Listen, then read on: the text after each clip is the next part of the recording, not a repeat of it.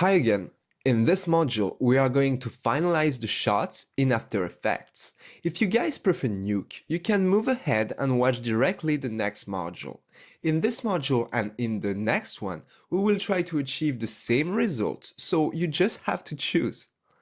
Alright, welcome in After Effects. As I mentioned at the end of the previous module, this won't be about the fundamentals of After Effects.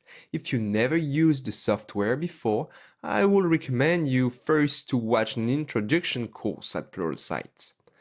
Alright, first I'd like to set the preferences to make sure everything will go well. There is just a small thing we need to set up. Let's go to the After Effects menu if you're on a Mac, then Preferences. If you are on a PC, the preferences will be located under the Edit menu.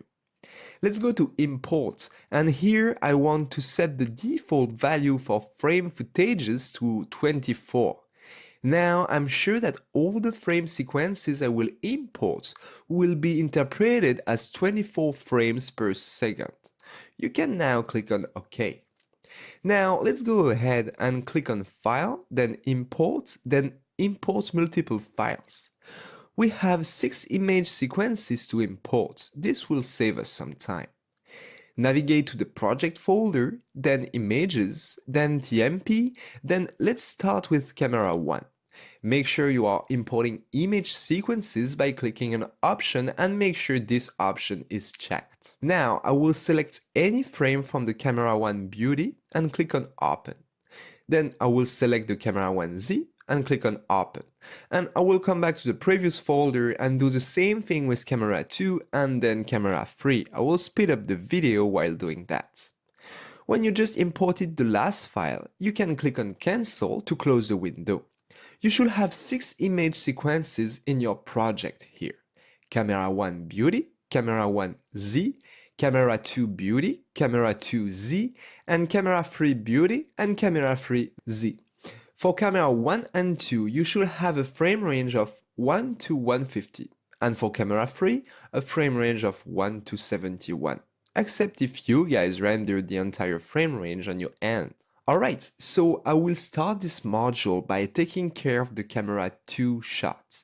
Why?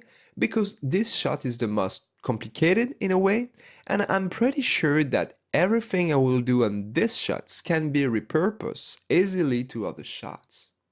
So let's go ahead and create a new composition. Select Camera 2 Beauty and drag and drop it onto the Create a New Composition button right here. Alright, we got our new composition here. Now, to work properly, if you guys are not using frames here, let's work with frames instead of timecodes. To switch between frame and timecode, maintain the Command or Control key and click on the time. I will go to Composition and Composition Settings and change the start frame to 1. My starting frame was 1 in my Maya scene, so I prefer to keep both projects on the same referential. It really can help you to avoid any headaches later. Just the difference of one frame can sometimes create difficulties to troubleshoot things. Now, let's play it. Just hit the spacebar to cache the shot. I went ahead and re-rendered all the glitchy frames, but I may have forgot some, so you can still go ahead and re-render these if you want. However, there is this thing here, which kinda look like a glitch. Unfortunately, there isn't much you can do with that. This is the side effect of the mesh spring when you are using too thin geometries. If it seriously bothers you, I will recommend you to paint it out in After Effects on Nuke or even Photoshop if you are more comfortable. Maybe you can just open these frames and do a quick paint job. At least this is how I deal with this kind of issue. Alright, that said, let's move on. I will create a background here and I will simply use a solid layer for doing that.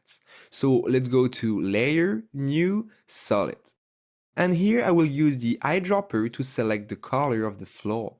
Better to select somewhere closer by the far edge to make sure it will blend properly. Click on OK, and now let's move this layer behind and rename this by hitting Enter, and let's call it BG for background. Let's play the shot again. Okay, it seems to work well.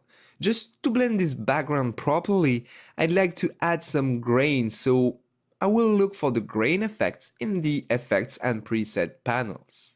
If you guys are a bit lost and you don't have the same interface as me, you can change it by going to Window, Workspace, and I'm currently working with the Effects workspace right here. Alright, so in the effects window, I'm looking for grain and I will drag and drop the add grain effect on the top of the solid. Now I will switch the viewing mode to final output and I will tweak this grain a bit to try to match more or less the one I have on the CG. So first, let's increase the intensity because I can't see much for now.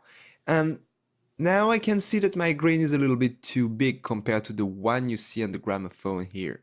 So let's reduce the size to 0.2. No, even smaller. Let's try 0.1. Yeah, it seems okay. But now it's really too strong, so we're gonna reduce back the intensity. Actually, let's try it back to 1. Yeah, I think it starts to look good. Now my grain here coming from Arnold doesn't have any color, so let's go to the color tab and switch to monochromatic. Great, I believe it will do the job. You can toggle on and off the effects by clicking on that icon right here. Maybe on the recording you don't see clearly what I'm doing with the grain, but trust me, if you do that on your end, you will totally know what I'm talking about. Alright, now let's move on to the next clip. We will use there the depth pass to create the depth of field effect. See you there.